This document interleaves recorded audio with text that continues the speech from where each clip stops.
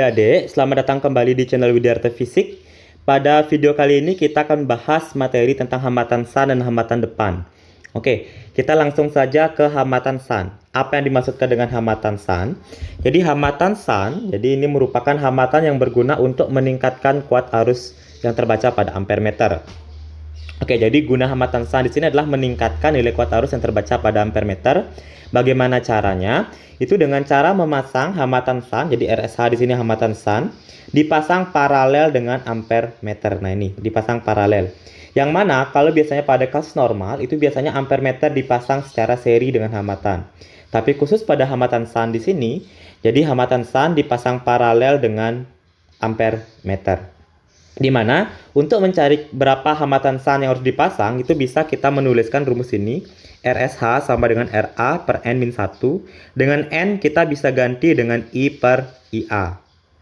RSA di sini sudah ada keterangan hambatan sun. Sementara RA di sini artinya adalah hambatan yang terbaca pada ampere meter. Jadi yang terbaca pada ampere meter. Berikutnya I di sini adalah kuat arus yang diharapkan setelah dipasang hambatan sun. Sementara IA itu adalah kuat arus yang terbaca pada ampere meter. Nah, kalau kalian masih bingung kenapa sih bisa ada rumus ini ya. Jadi rumus ini bisa kita turunkan dari persamaan ini. Kita lihat bahwa di sini ampere meter dengan hambatan sun disusun secara paralel. Kalau disusun paralel berarti memiliki tegangan yang sama. Dengan demikian, tegangan yang dimiliki oleh ampere meter sama besar dengan tegangan yang dimiliki oleh hambatan sun. Tegangan kita ketahui rumusnya bahwa I dikali dengan R. Kalau dia pada ampere meter berarti A dikali dengan RA. Kalau pada hambatan sun, jadi kita I dikali dengan R hambatan sun. Kita ketahui bahwa kuat arus yang melalui hambatan sun itu disebut sebagai M pada gambar ini. Nah, berarti kita ganti I-nya di sini dengan IM. Nah, yang mana nilai IM ini bisa kita ganti dengan rumusnya N-1 dikali dengan IA. Jadi M itu N-1 dikali dengan IA dikali dengan RSH. Nah, sini tetap amat sunnya. Di sini IA dikali dengan RA. Dengan demikian jadi hambatan sun RSH itu sama dengan, jadi rumus yang terbaca pada hambatan sun adalah IA dikali dengan RA dibagi dengan N-1 dikali dengan IA. Oke, sekarang IA dengan IA kita coret. Nah, jadi sisanya adalah RA. Jadi RSH ya, sama dengan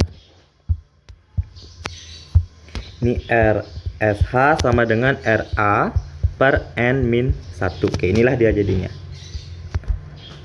Jadi kalau seandainya di soal kalian itu sudah dikatakan ingin meningkatkan kuat arus ya, jadi sudah pasti rumus yang digunakan adalah rumus hambatan sun. Oke, yang berikutnya di sini adalah kita lanjut ke hambatan depan. Jadi hambatan depan boleh juga sering disebut sebagai hambatan muka. Jadi tergantung dari soal hambatan depan atau hambatan muka. Apa guna hambatan depan atau hambatan muka ini? Jadi hambatan depan atau hambatan muka berguna untuk memperbesar nilai batas ukur yang terbaca pada voltmeter. Artinya hambatan depan ini digunakan untuk meningkatkan nilai voltmeter. Oke, dengan cara bagaimana memasangkan hambatan depan disusun seri dengan voltmeter. Nah, berarti sini ada hambatan depan. Nah, secara normal, seharusnya kalau seandainya secara normal tidak ada hambatan depan, voltmeter itu dipasang paralel dengan hambatan. Ini seharusnya. Tapi karena ingin memperbesar nilai memperbesar nilai tegangan, maka harus ditambahkan lagi hambatan depan. Sini RD tambahkan hambatan depan yang dipasang seri dengan voltmeter. Bagaimana cara menentukan nilai hambatan depan? Hambatan depan jadi RD sama dengan N-1 kali RV.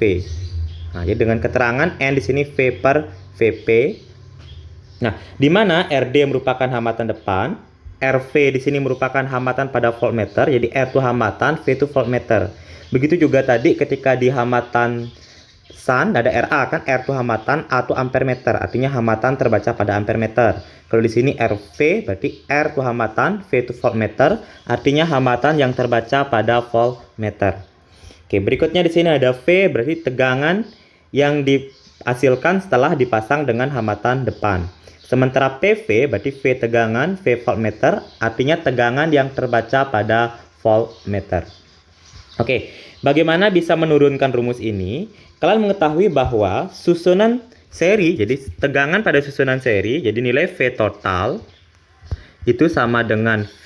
Jadi V total itu sama dengan, jadi V segini ya, V total yang dimiliki oleh hambatan depan dengan dengan hambatan pada voltmeter, jadi sama dengan V hambatan depan ditambah dengan P pada voltmeter. Nah, dimana jadi kalau tegangan pada hambatan depan, jadi VD itu sama dengan V dikurang dengan PV. Ya, dimana nilai V ini bisa kita ganti rumusnya dengan nilai V. Jadi V di sini kita bisa ganti rumusnya dengan N dikali dengan VV min VV. Nah, di sini tetap VD hambatan depan. Nah, baru sekarang kita bisa keluarkan VV-nya, berarti VD itu sama dengan N min 1 dikali dengan VV. Nah, kita mengingat bahwa tadi V tersebut tegangan merupakan rumusnya I dikali R. Nah, berarti I dikali dengan R hambatan depan. Nah, di sini juga gitu. N min 1 dalam kurung VV-nya di sini I dikali dengan RV. Dengan demikian I-nya bisa kita coret habis. Jadi sisanya adalah RD sama dengan N min 1 dikali dengan RV. Jadi terbukti rumusnya ini. Jadi kalau kalian jadi ketemu soal itu ada dikatakan ingin meningkatkan beda potensial atau meningkatkan tegangan, rumus yang digunakan pasti rumus hambatan depan. Yang perlu kalian ingat boleh cukup rumus jadinya ini. Untuk penurunan boleh kalian tidak hafal, yang penting dipahami.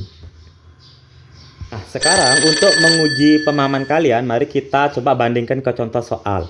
Berikut dikatakan sebuah voltmeter mempunyai daya batas ukur atau daya ukur maksimum. Nah, di sini dikatakan 25 volt. Dan hambatan itu 2 kilo ohm. Untuk mempertinggi daya ukurnya menjadi, nah jadi dipasang hambatan depan. Kalau di sini sudah dijelaskan dipasang hambatan depan. Berarti pasti dia menginginkan adanya peningkatan dari voltmeter. Nah, jadi makanya pertanyaannya berapakah daya ukur maksimum sekarang? Artinya berapa voltmeter yang bisa terbaca sekarang. Nah, karena di sini sudah ada kata hambatan depan, berarti sudah pasti kita menggunakan rumus hambatan depan.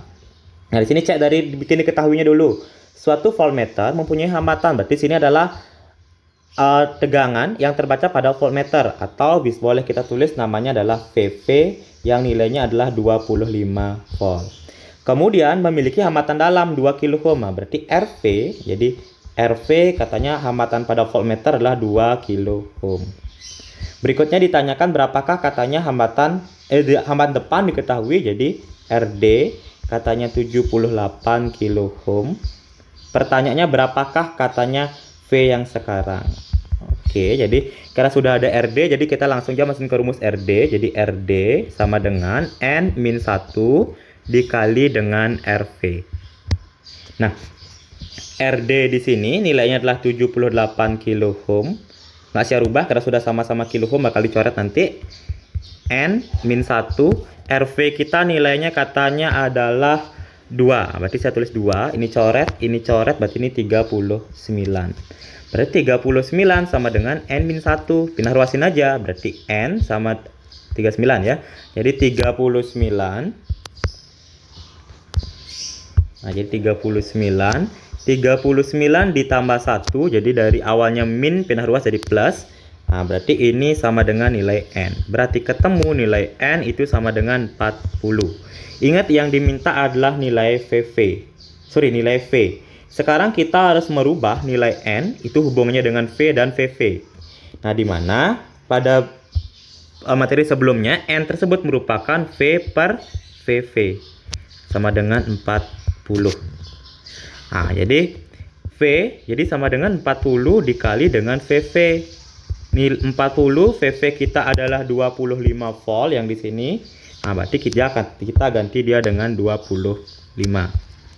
Jadi 40 kali 25 berarti hasilnya adalah 1000. Satuannya adalah volt. Oke. Jadi nilai tegangan atau batas ukur maksimum yang terbaca setelah dipasang hambatan depan itulah 1000 volt.